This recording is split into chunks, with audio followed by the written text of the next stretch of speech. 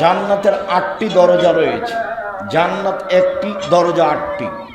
জাহান্নাম একটি, দরজা 7টি। জান্নাত একটি, দরজা 8টি।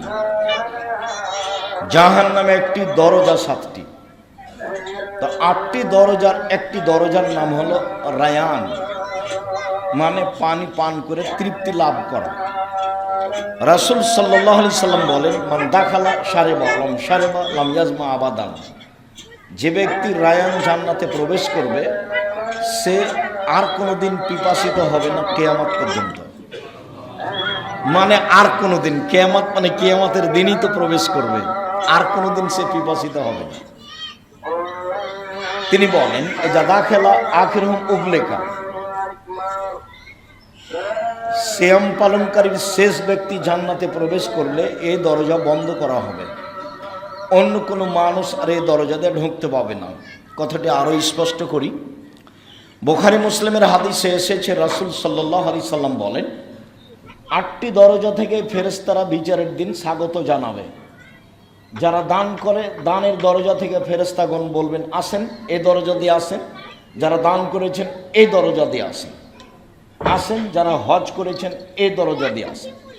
আসেন যারা সিয়াম পালন করেছেন এই দরজা দিয়ে আসেন। আসেন যারা যাকাত দিয়েছেন তারা এই দরজা দিয়ে আসেন। এই সময় আবু বকর সিদ্দিক রাদিয়াল্লাহু তাআলা আনহু বললেন, আল্লাহর নবী, এমন কোনো ব্যক্তি হবে যাকে সব দরজা থেকে ডাকা হবে? তখন আল্লাহ রাসূল বলেন, হ্যাঁ, আর তুমি তার মধ্যে। আবু বকর সিদ্দিক রাদিয়াল্লাহু তার মধ্যে। এইবার আমাদের সাথে সম্পৃক্ত কথা হলো এই যে সিয়াম পালনকারীর শেষ ব্যক্তি যখন ঢুকে যাবে তখন এটা বন্ধ হয়ে যাবে, বাকিগুলো খোলা আছে। তার মানে হজ যারা করে তারা দানের দরজা দিয়ে ঢুকতে পারবে, দান যারা করে তারা সলাতের দরজা দিয়ে ঢুকতে পারবে, সলাত যারা আদায় করে তারা যাকাতের দরজা দিয়ে ঢুকতে পারবে। বাকি 7টাই খোলা আছে। একজন আরেকটা দরজা দিয়ে ঢুকতে পারবে, আর একজন আরেকটা দরজা দিয়ে ঢুকতে পারবে, কিন্তু সিয়ামের জন্য যে দরজা আছে এইটা হবে না।